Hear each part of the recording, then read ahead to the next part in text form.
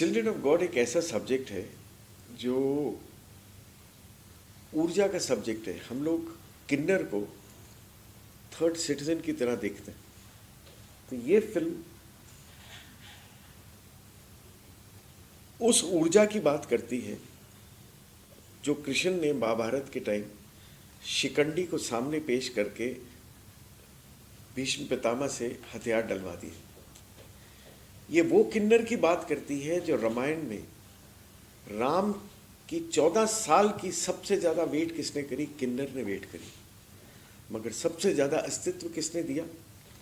कृष्ण ने। दो लोगों का अस्तित्व दिया, एक गाय सेवा और किन्नर। और उसके बाद किन्नरों को जो ऊर्जा दी वो दी साईं बाबा ने।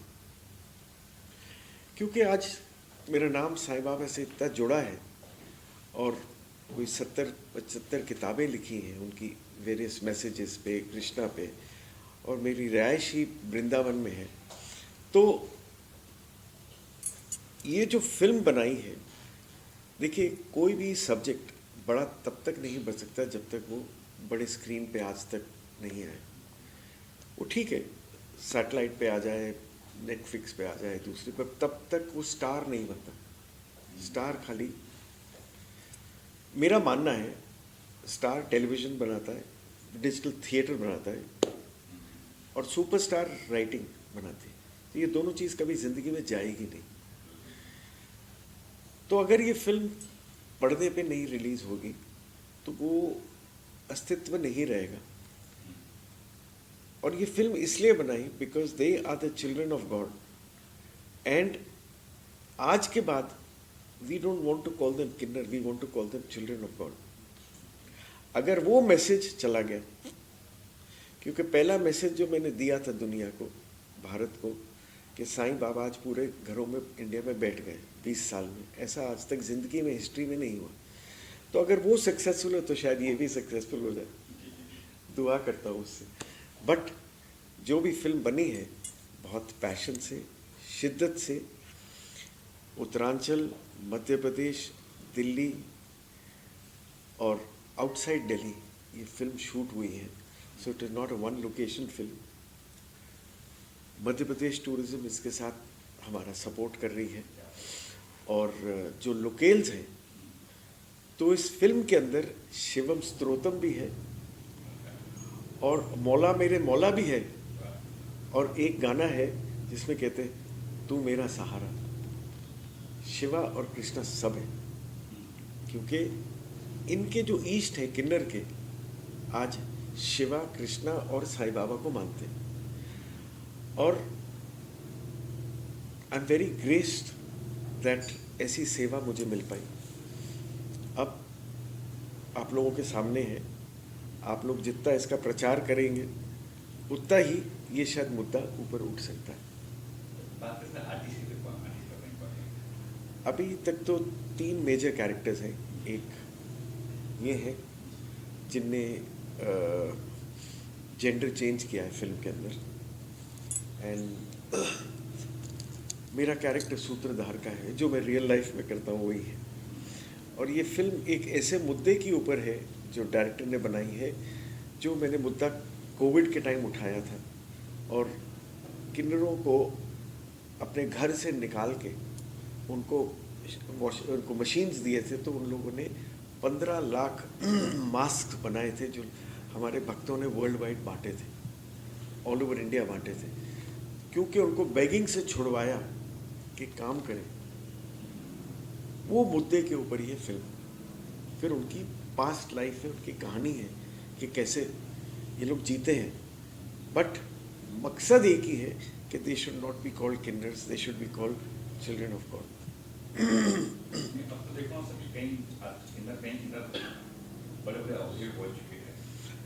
देखिए, मैं वही कह रहा हूँ कि जो एक मुद्दा, जो एक होता है कैटेगरी जिसको थर्ड रेट सिटीजन बोलते हैं, जिस दिन एक नॉर्मल आदमी सीख जाएगा, जब गाड़ी के बाहर नॉक करते हैं, अरे हट जा हट जा, जिस दिन वो करना बंद कर देगा, इसका मतलब ये सक्सेस हुई। तो वो जब वही आदमी जब थिएटर में जाएगा या फिल्म टीवी पे देखेगा और वो आदमी बोलेगा अरे मैं गलत कर रहा हूँ, अवेकनिंग कहाँ होगी? That is why it is known as films of awakening. Why? Because normal क्या है, गाड़ी के बाहर अरे भीख मांगने लगते हैं. जिस दिन हम उनको दे भी देंगे और उनको प्यार से देखेंगे, उस दिन हम चेंज हो गए. क्या कैसे खाएं? कोई नौकरी रखता नहीं, काम करता नहीं, ऐसी बात गलत है. ऐसी बात गलत है. लोग रखने को तैयार हैं बिकॉज जो अच्छा सनातन आज समझ गए हैं, उनको ये समझ है. हर ऑफिस में 2-2 किन्नर हैं. आजकल बैंकों में भी किन्नर आ गए. आईएएस के मुद्दे पे पहुंचे हुए किन्नर. तो एक एग्जाम्पल तो है. ये फिल्म का मकसद ही वही है कि सबसे पहले आपको अवेकन करना है कि जब सड़क पे जा रहे हो, गाड़ी में बैठे हो, किन्नर आ गया तो ऐसे करके उसको 10 रुपए दे दो. जिस दिन उसको इज्जत मिल जाएगी, आपने अपने कर्म को तो शुद्ध कर लिया. और आप कृष्णा को प्रे करो कि हे कृष्णा, जो तूने मैसेज दिया मैं वो फॉलो कर रहा हूं. बस जिस दिन आपने वो कर लिया, you awakened yourself. That is the मकसद of this film. Every film is not made, unfortunately or fortunately. We should not look at films just for money making. आजकल प्रॉब्लम क्या हो गई है, चैरिटीज को भी देख रहे हैं कि कितना पैसा पड़ा है बैंक के. पहले होता था चैरिटी कहते थे शाम को 1000 रुपए भी नहीं रखते, सब बांट दो. So I follow that principle in my foundation. हम we are not about money, we are about whatever work that you have done. क्या प्लानिंग कब रिलीज हो रही है? ये जून में रिलीज हो रही है. हाँ, डेट फाइनलाइज हो गई है. बिटवीन 12th and 25th के बीच में डेट हो जाएगी. All over India, all over India, all over the world. World पे डिजिटल फॉर्मेट पे. And we are going to Cannes. Yes. So ma'am बात करें लगता है कि अपने बारे में मैं doctor Sanjana John. I'm working on this project because we want to bring the message of unity, humanity and sustainability. तो ओशम खेतरपाल जी एक बहुत बड़ा प्रोजेक्ट कर रहे हैं नोबल पीस प्राइज के समान, which is Sai Baba peace awards. आजकल ये जो अंधकार जो पूरे दुनिया को भरे है, ये अंधकार है अज्ञान का. The darkness of ignorance can only be dispelled by the light of knowledge. So ये ज्ञान आने के लिए हमें इज्जत, एक दूसरे को अपनाना और सबसे ज़्यादा टॉलरेंस, इंक्लूजन. सो ये कहानी इंक्लूजन के ऊपर है, क्योंकि हम जिसको हटा के अलग समझ रहे हैं, इनको हमारे they are also a part of our world. So ये इंक्लूजन को लेते हुए it comes under the message of Peace Awards. So we are bringing that message पूरे दुनिया को, and it's a fantastic, I would say, नए दुनिया का एक नया आवाज़ है. और स्पेशली यूथ जेन जी को, क्योंकि ये लोग समझते हैं आजकल आप कहीं भी जाए, इन पे ये अंदर से एक बुलावा है कि एक अपनापन, कि सब एक है, हम अनेक नहीं.